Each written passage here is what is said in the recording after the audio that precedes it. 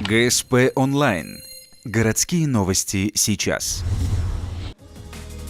Вторник, 15:00. Совещание в администрации по проблемам ЖКХ. В масштабном обсуждении в противовес обычному участвовали все стороны конфликта. Управляющие компании, городские власти и собственники смогли высказать друг другу свои претензии. Почему собственники не хотят собираться на собрание? Потому что они не доверяют управляющим организациям. Спикером горожан стал Валерий Торлопов, в прошлом депутат Госсовета Коми. Сегодня он возглавляет Ухтинский совет управдомов. Мужчина считает, что улучшить ситуацию может помочь специальная комиссия по проблемам ЖКХ при администрации. В нее нужно включить собственников, депутатов Совета города, контролирующие органы, прокуратуру и других. А вот с управляющими компаниями ситуация другая.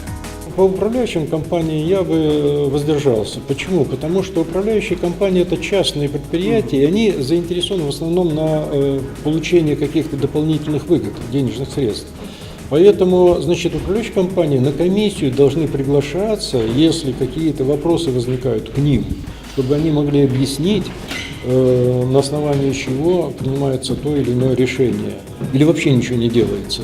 Инициативу приняли неоднозначно. В обсуждении высказывались позиции как за, так и против. Одним из зрителей дискуссии стал Валерий Барков. На совещании его официально представили как нового начальника управления ЖКХ.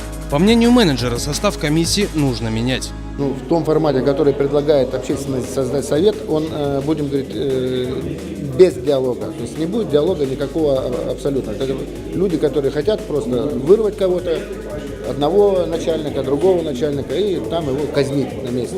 Я предлагаю, то есть вопросы надо как-то их решать, они должны двигаться решения. То есть это должно быть обязательно там управляющая компания, ресурсоснабжающая организация, ЖКХ и общественная организация. Вот эти собрались на что-то, пришли к какому-то единому мнению, решили вопрос. Прозвучало предложение всем участникам рынка ЖКХ регулярно отчитываться о проделанной работе.